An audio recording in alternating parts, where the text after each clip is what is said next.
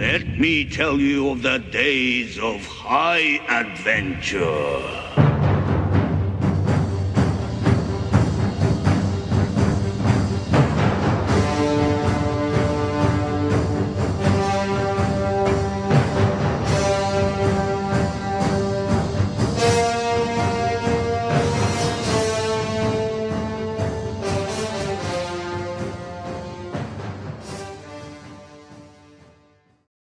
Hello Nation, and welcome to the show. We show you how to play miniatures wargaming on a budget. I am Commander Cheapskate, and today we are starting Battle Report number 5, The Age of the Realms. This time it is I, Commander Cheapskate of the Walnut, with my Slyvaneth army versus O-Death, the Esoteric Order of the Thousand Suns, which is basically a Warriors of Chaos of Tzeentch army.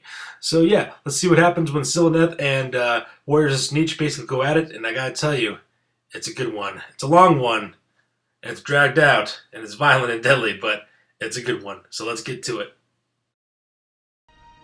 Assemble the army! Alright, so let's talk about the Wild Hunt, which is my Slyvaneth army. It is a Guardians of the Deepwood Battalion. We'll start off with my heroes. I have Durthu, Coadil the Tree Man Ancient, as well as Dryka. And this time I've added something new to my army. I've added Naestra and Arham, which are the Sisters of Twilight, one of the new additions to my army. I also have the Court of Winters, which is a unit of 20 Dryads with Branch Nymph, the Court of Summers, which is another unit of 20 Dryads with a Branch Nymph, as well as the Court of Tides, which is a new unit of 10 Dryads equipped with a Branch Nymph. I also have 3 Treekin called the Forest Shamblers, and rounding out my army is Sternbark the Tree Man. So yeah, I decided to reduce the number of Treekin that I had and replace it with some other things that I needed for my army. So that is the Wild Hunt for this one. Alright, so now we're on to the Esoteric Order of the Thousand Suns, which is a Warriors of Chaos. It's the Chaos Warband of Tzeentch Battalion. So this is O-Death's army. First of all, let's talk about his heroes. He has Eckhold Hellbrass, a Chaos Lord of Tzeentch with a glaive and a broadsword. He has Koban, who's a Chaos Sorcerer Lord of Tzeentch, followed by Galrausch, I believe is how you pronounce his name. So that's right, we got that massive Chaos Dragon on this army.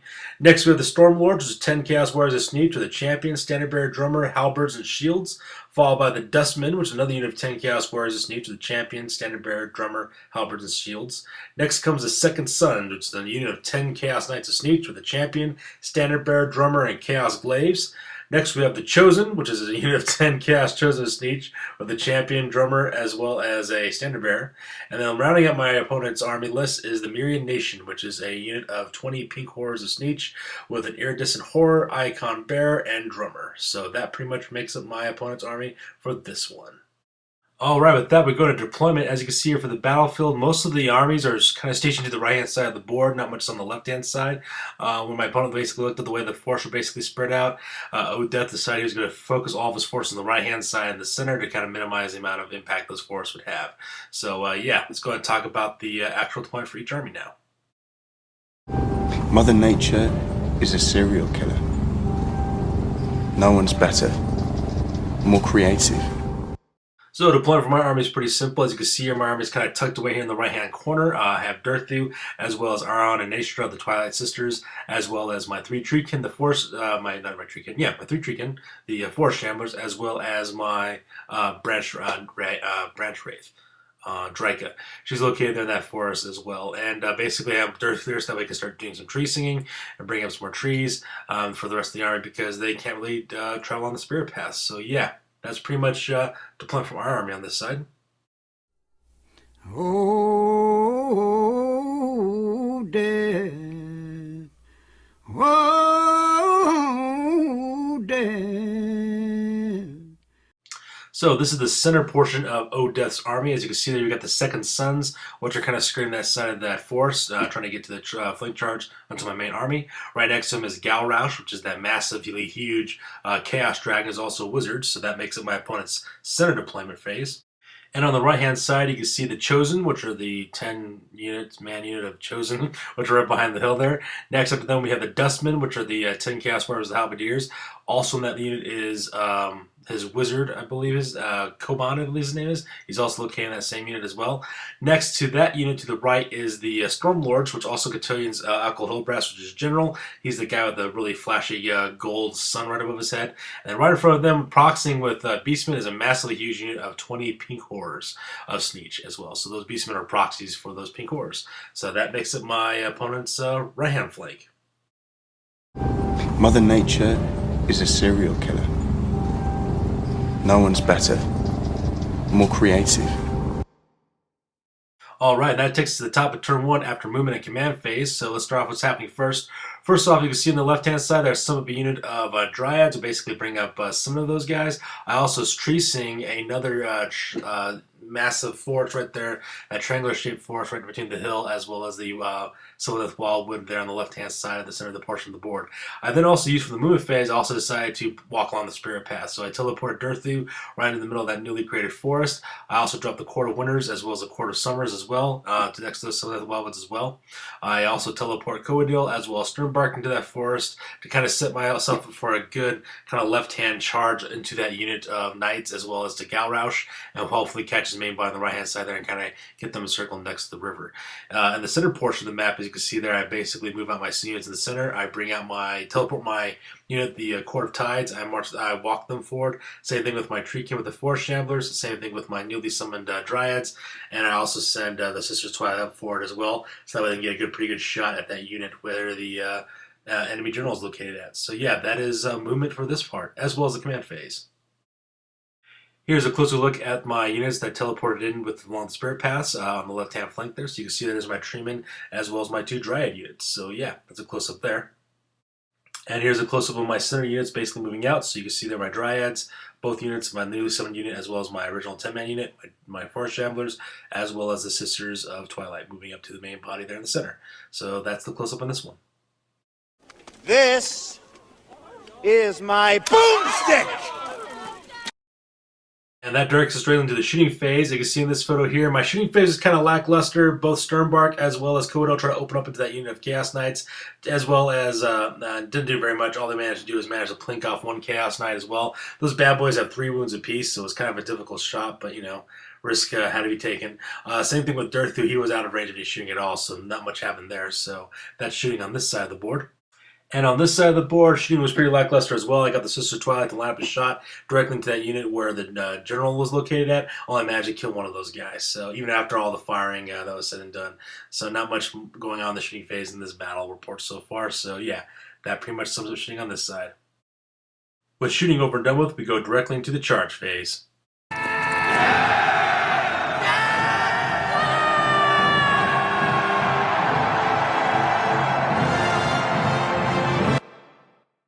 So as you can see in this picture, both the Court of Summers as well as the Court of Winters charge directly into that massive unit of the Chaos Knights, the Second Sons. Unfortunately, Coadil and Sternbark failed their charges, so they really couldn't make it into the fray, but Durthu charged into Galrausch as well. So as you can see, that's the charge on this side of the board.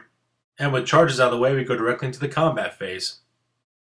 Give them nothing, but take from them everything! As you can see in this picture, there's definitely been some combat going on. Durthu basically just single-handedly kills Galrausch even before he gets a chance to attack.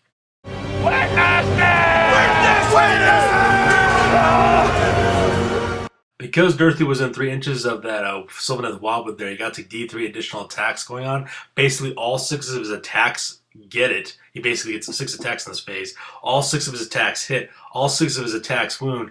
And unfortunately for my opponent, he just flubbed those save rolls for Galrausch. I wasn't able to save a single one of them. So 36 wounds went down on that Chaos Dragon.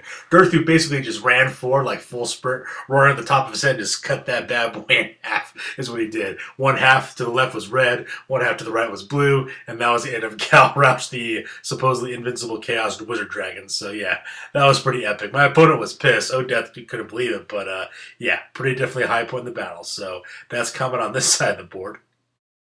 And as you can see in this picture, the epicness, which is failure for my opponent's dice roll, is evident in this picture. I managed to cut down this unit in half between the attacks between my Court of Summers and Court of Winters. Managed to kill half of these Chaos Knights, which is basically about 15 wounds. My opponent's only able to kill a handful of Dryads from both units. I think he killed like 1 from the Court of Summers. And I think 2 or 3 from the Court of Winters as well. So yeah, his attacks were bad. My opponent's dice just abandoned him in this round of combat. So that's coming on this side even after the battle shocks. Oh, death. Oh, death. Alright, so this is turn number 2 for the Warriors of Chaos. This is after command phase as well as movement phase. So let's start with the command phase. As you can see in this picture,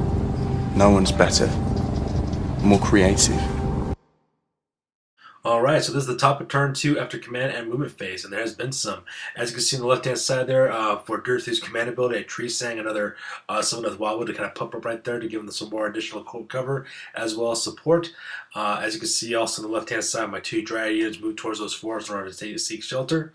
I also teleported Dirthu, as well as my Treeman H and my Treeman back to the Slyvaneth Wildwoods that's here in the lower right-hand corner, so that way they can engage the chariots. The 2 Dryads that those chariots were engaged, I basically made a retreat and run away because I didn't want those chariots to destroy that unit, because every single time they do, they gain a basically a new ability. As you can see there in the center, I basically sent my Treekin as well as my Dryads and the Twilight Sisters as quickly as they can towards the main line there.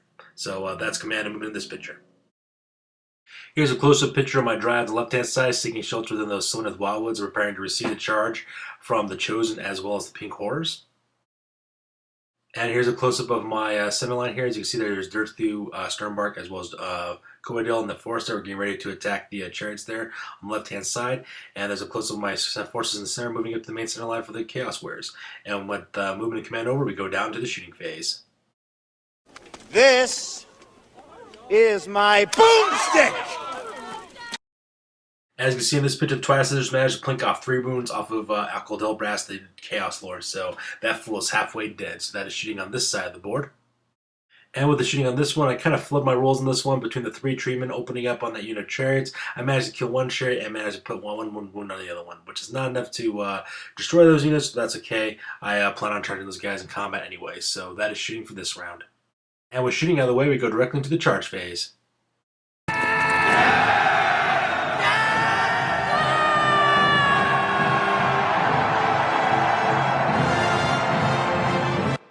As you can see in this photo, I sent the Twilight Sisters right into the back rank of that Chaos Lords, the Storm Lords there, which is on the Chaos Warrior unit on the right-hand side there, which is kind of good. The reason why I angled them in such a way, the Twilight Sisters, because of their Spoforic Breath ability.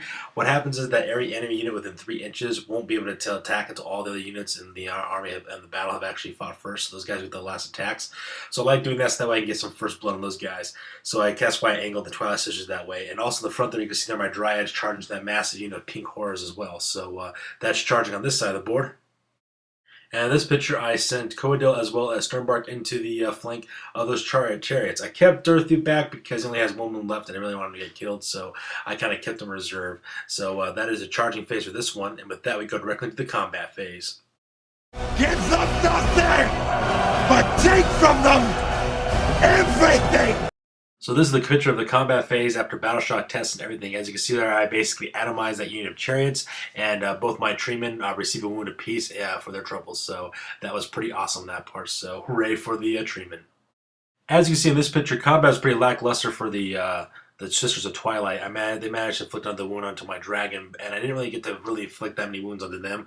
I managed to kill off another Chaos Wearer, but the big thing I was really glad about was his gaping maw, the jaws of the dragon Cathan Har. He managed to eat that Chaos Lord alive, so that dude was gone in 1 gulp, which is great. That means there's one less thing for me to worry about. I don't have to worry about him summoning up any more Chaos units. All I got to worry about is that Sorcerer calling up any more Blue Horrors. And speaking of the Blue Horrors, if you look here on the bottom of the page there, I managed to plink off about 5 Blue Horrors. They managed to kill a couple of my Dryads after the battle shock tests and everything else like that. So combat's doing pretty good. So with that, we go on to the Warriors of Chaos.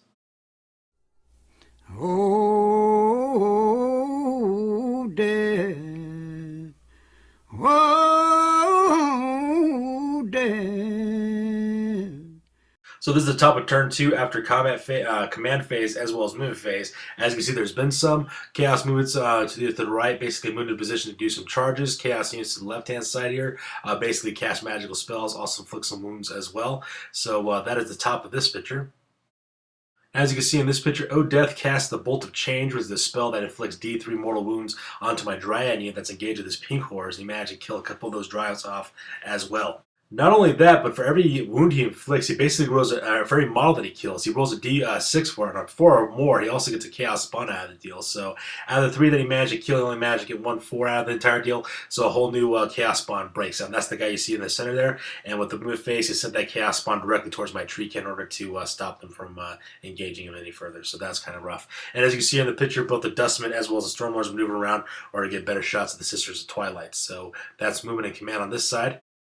And with movement in this picture, as you can see, he sends the rest of his Chosen into the Slyvaneth Wildwood in order to charge at my Court of Summers there. And he also angles his pink horrors, rather, to charge into that unit of Dryads there right between the two my Court of Winters, so in order to get to the Kellos combat as well. So that is moved for this side of the board. This is my boomstick!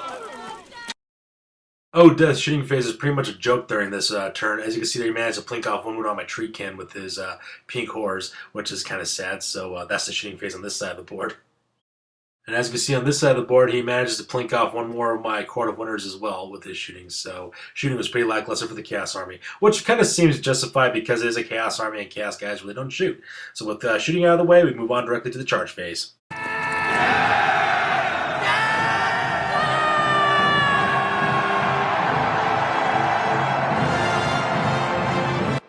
And there has been some charging going on. As you can see, the Chaos Spawn charges to my Treekin up there in the center. On the bottom here, you can see both units of the Dustman as well as the Stormlords charge into the flanks of the Sisters of Twilight, kind of giving a nice little surrounding attack. You can kind of see, it's kind of hard to see with inside the forest, but on the right-hand side, the Chosen basically charge into the ranks of the Court of Summers and managed to lose 2 guys in the process of that. And the Pink Horse charges the Court of Winters and managed to lose 2 of their guys as well in the process. So that is charging on this side. Here's a closer picture of the Dustman and the Stormlord charge into the flanks of the Twilight Sisters. This picture is a close-up so that way you can see the Pink Horrors charging into my Court of Winters as well as seeing the Chosen charging into my unit of the Court of Summers. So there's a zoom-up close-up of that. And here's a close-up of his newly newly summoned Chaos Spawn charging into my Treekin. So with charging and done, let's move on directly to the combat phase. Give them nothing, but take from them everything! So this is close combat as well as battle shock phase done with on this side of the board. As you can see, for the Pink Horrors managed to inflict another wound on my Dryads. Managed to kill one of them. My Dryads managed to kill a couple more Pink Horrors, which is kind of nice. The main battle on this side was for the Sisters of Twilight. After it was all said and done, they managed to put another wound onto the Sisters of Twilight, but I managed to kill off the rest of the Stormlords. So all I got to worry about now is a couple of guys left in the Dustman, which is pretty awesome. So that's combat on this side of the board. And my poor opponent's Chaos Spawn basically failed in the most epic way possible when it comes to combat. None of his wounds managed to hit any of my Treekin, and my Treekin managed to put 3 wounds on that Chaos Spawn. So it was kind of like a mixture of epic fail on this one. It was kind of sad because Treekin aren't very that good by themselves, neither the Chaos Spawn, so it was kind of like an exercise in mediocrity, to be perfectly honest. Combat on this side of the board between the Pink Horrors as well as my Court of Winters was kind of like a draw. They managed to kill a couple of my Dryads. I managed to kill a couple of their Pink Horrors. So it basically kind of balanced itself out. So not much action going on over here, and we're still stuck in this melee. And combat pretty much goes one side and this side. I only managed to kill 2 more of the Chosen, which was kind of sad, but the Chosen managed to wipe out about a third of my forces for the Court of Summers, so I was pretty sad about that part. So looks like combat will still keep on going with these guys into the next turn. So yeah, that rounds up the combat phase, and with that, we move on directly to the Wood Elves. Mother Nature is a serial killer. No one's better, more creative. Well, this is turn number 3 after movement as well as command phase, and we come back with a Fury on this one. I managed to win the initiative roll on this, and basically we just go in, all go for broke. In the command phase, Drake of the Branch Ridge manages to summons up another unit, 7 more Dryads coming out of that forest, and Dorothy also manages to put in a tree singing ability. He calls in another Sylvaneth Wildwood to go right behind the tower there on the right-hand side as well, and then my troops kind of teleport around. So that's the picture for this. As you can see in this picture, I teleport Darthu into that triangular shape of Wildwood so that way you can get to the flank of those Chosen.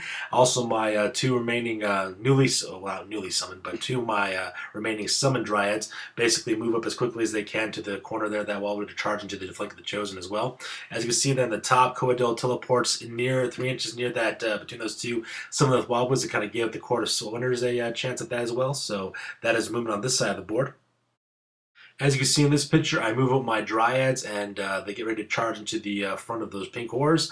I also moved up my Dryads here in the bottom, that new summoned units of 7 Dryads moving up right behind Dryka. I run Dryka forward and have her sprint as quickly as possible to kind of lend magical support to the, to my Treekin as well. And as you can see in the back there, I got my newly arrived Sylvaneth Wildwood, and I teleport Sternbark, the Tree Man, back there as well. So that is movement on this side.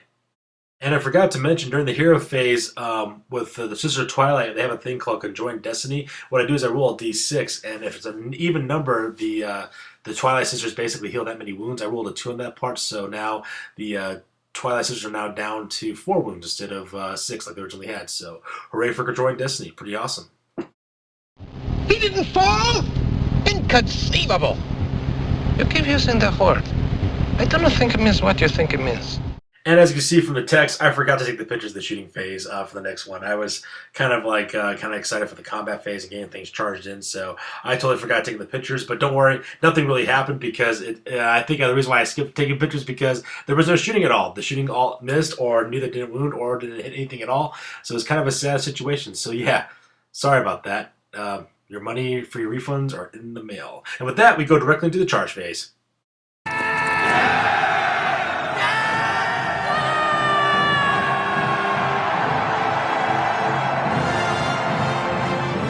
As you can see in this picture, there has been some swarming. As you can see there, my 2 remaining Dryads, as well as Dorothy charging the flank into the rear of the Chosen. As you can see in the top there, Coda also charges into the flank of the Pink Horrors as well. So that is a charge phase on this side of the board. And this picture, my Treekin charge into the flank of the Dustmen, and my Dryads charge into the front of those Pink Horrors as well. As you can see in the back there, Sternbark basically charges to the rear of the Dustmen as well. So everything just kind of swarms in on their targets. So that wraps up the charge phase. With charge done, we move on directly to the combat phase. Give them nothing, but take from them everything! Well, this is the picture after the end of combat as well as a battle shock phase. As you can see in this picture, Dirthu basically died. He died from the Chosen, but not before he managed to get off with a stomp attack and give him -1 to hit to both the Chosen as well as the Pink Horrors as well, which is pretty awesome. He manages to wipe out about half that unit with his tree attack, with his Elder Sword attacks, and when the Chosen counterattacked, it basically killed him off. And the next combat phase here, as you can see there, my Dryads also surround and pound on that unit of Chosen, managed to kill the last 2 Chosen as well, so those guys are completely off the board. As you can see on the top, we managed to kill off another handful of Pink Horrors in the combat. Coadil kind of flubs his rolls a little bit, so not much damage gets done, but they only managed to kill, I think, 1 or 2 of my Dryads from the Court of Wonders as well. So that pretty much just sums up the combat and battle shock on this side of the board. As you can see in this picture, between the Treekin, my Tree Man, as well as the Dragon, the Twilight Sisters attacking the last remnants of the Dustmen, you managed to wipe out that unit, as well as kill the Sorcerer Lord. Basically, Sternbark did most of the killing himself. He did most of the stomps, and what he did is he targeted with his impaling claws into the heart of that Chaos Sorcerer, managed to take off a wound off of him. I rolled a die to -1 to see what remaining wounds he had left. Basically, I rolled a 5, took off the last 4 remaining wounds onto the Chaos Sorcerer, and managed to impale him on those claws, which is pretty awesome as well. So those guys are now toast. Since Sternbark and the Treekin did most of the killing for the Dustmen in that one, basically that kind of left me using the Dragon Cathan Har's attacks, as well as my Dryad's attacks that focus on the Pink Horrors. And since because of Sporific Breath, they didn't get a chance to attack yet, we basically unleashed with both those units. As you can see there, my Dryads are basically untouched in that combat, and Cathan Har's gaping jaws are basically really put the harm on these guys. Managed to clink off the rest of that Pink Horror unit, and that unit was destroyed between the combined attacks to my Dryad as well as my Forest Dragon. So that pretty much rounds out combat on this side of the board as well. And when that was all said and done, it came up to my Chaos opponent's turn. Death basically realized he only had a handful of Pink Horrors left. He takes a look at the board and decides that he's done. And as you can see in this picture, that is the end of the game. As you can see, there's a lot of my guys still left. Still got a lot of my Tree Men, a lot of my Dryads as well. A couple of my, let's see here, Treekin are also still alive as well. Same thing with the Sister Twilight. So as you can see there, it's pretty much a one-sided victory. If we had got another turn, he could have damaged a little bit more of my Court of Wonders, and I would have sent everything flying into the back ranks of those Pink Horrors. So it would have been a done deal. So yeah, that pretty much sums up the battle on this one. And with that, we go on to the after-action report. That's it, man. Game over, man. It's game over. Sure, I could have stayed in the past. Could have even been king. But in my own way, I am king. Hail to the king, baby. All right, ladies and gentlemen, now it's time for the after action report for battle report number 5. This is the part of the battle report we talk about what went well, what went badly, and what we learned for the next time when we do combat. So this is after action report for battle report number 5. It was I, Commander Cheapskate of the Wild Hunt with the Slyvaneth army versus O Death of the Esoteric Order of the Thousand Suns with his Warriors of Chaos of Tzeentch. So let's talk about what we learned and how we can adjust for the next time.